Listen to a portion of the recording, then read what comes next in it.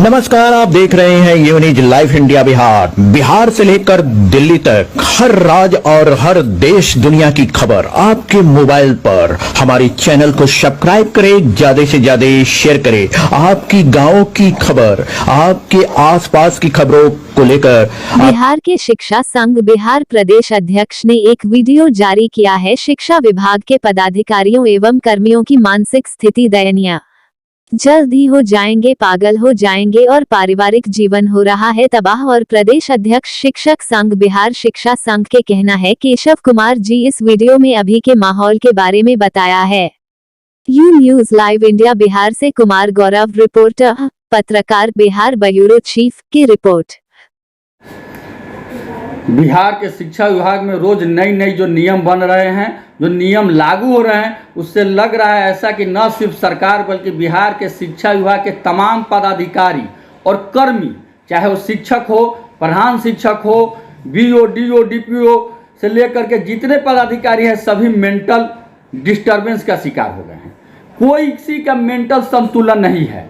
सब इतना न आनंद फानंद में रोज नई नियम, रोज नया कानून बन रहा है, निकल रहा है कि उसको पालन करने में सब मेंटल डिस्टर्ब हो गए हैं, सब परेशान हो गए हैं, जिसका खामियाजा उनको भुगतना पड़ रहा है। उनके पारिवारिक स्थिति कलह का शिकार हो गई है, उनका सामाजिक जीवन तबाह हो गया है। ऐसा लगातार देखने को लग रहा है। ये देखिए, छपरा जिला में, सारण जिला में, मरहौरा और इसुआपुर दो प्रखंड शिक्षा पदाधिकारी अपना पत्र निकाले कि जो शिक्षक बच्चे को लाएंगे और जहां पर बच्चे उपस्थित नहीं होंगे, अगर कम उपस्थिति रहेंगी तो वहां के उनका पेमेंट काट करके ट्रेजरी में 15 दिन का पेमेंट काट के जमा कर दिया जाएगा। जबकि यह आदेश सरकार द्वारा टोला सेवक को दिया गया है, लेकिन उनके द्वारा शिक्षक को दिया गया है। उनके द्वारा यह आदेश शोकॉज किया जा रहा है कि आपने सक्षमता परीक्षा क्यों नहीं दिया, इसका जवाब दीजिए। जबकि ऐसा सरकार का कोई निर्देश नहीं है। और उन्होंने लिखा है कि सारण के डीओ के वीसी में,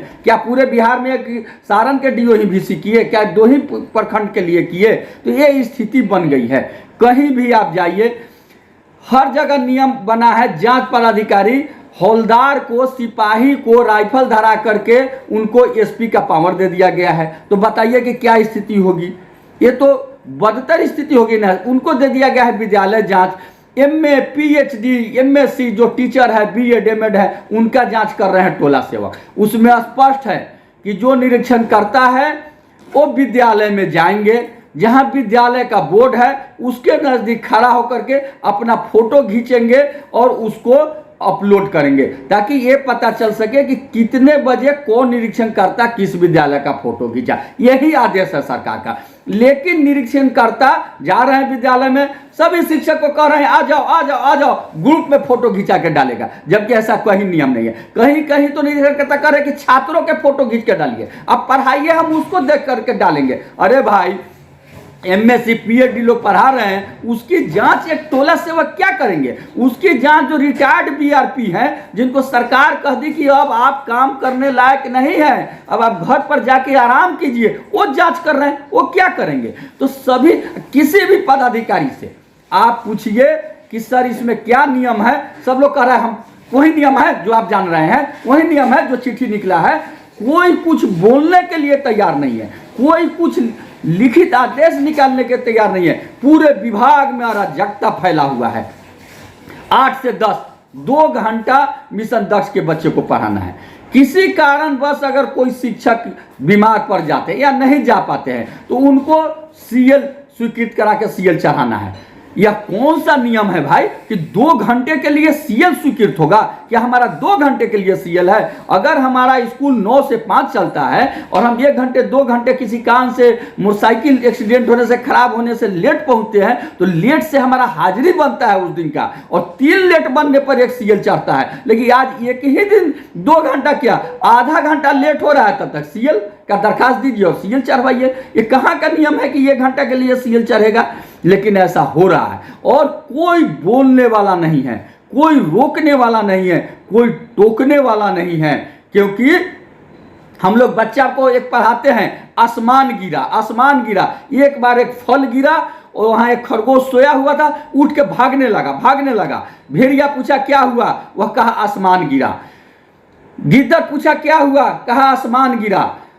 जंगली हाथी पूछा क्या हुआ, कहा आसमान गिरा। सब भागने लगे, पूरा जंगल भाग रहा था, दौड़ रहा था, दौड़ रहा था, दौड़ रहा था। किसी को यह सोचने की शक्ति नहीं थी, किसी ने यह सोचने का काम नहीं किया कि भाई आसमान कैसे गिरेगा, आसमान नहीं गिर सकता है। जब शेर दहाड़ के पूछा कि कहां गिरा, चल के बताओ, किसने तुमको कहा, तो सभी एक दूसरे को कहने लगा वो कहा, वो कहा, वो कहा।